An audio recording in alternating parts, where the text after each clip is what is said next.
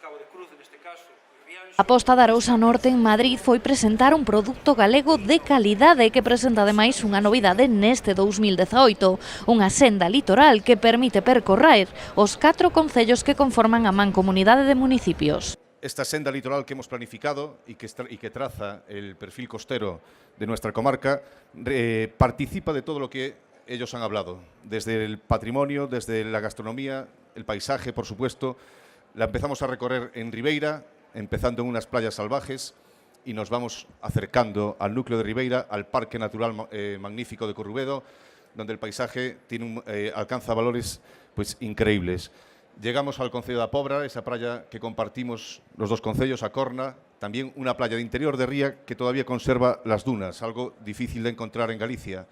Seguimos avanzando, llegamos al casco de A Pobra, seguimos viendo playas desde algunas muy masificadas turísticamente a otras más salvajes, calas escondidas, solitarias.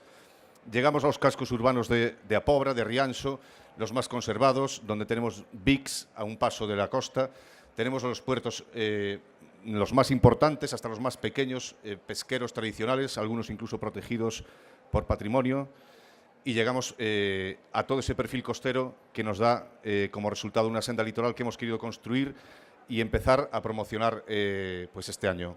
Os alcaldes dos 4 concellos que forman a mancomunidade de municipios Arousa Norte participaron nun acto que se desenrolou no stand de Galicia ao que asistiu a directora da Axencia Galega de Turismo, Nava Castro, quen destacou que estes 4 concellos arousanos son unha opción, os 365 días do ano. En definitiva, Arousa Norte nos ayuda a profundizar en nuestro compromiso con un turismo de calidad, un turismo verde, responsable, sostenible y tranquilo, un destino del que podemos disfrutar los 365 días del año.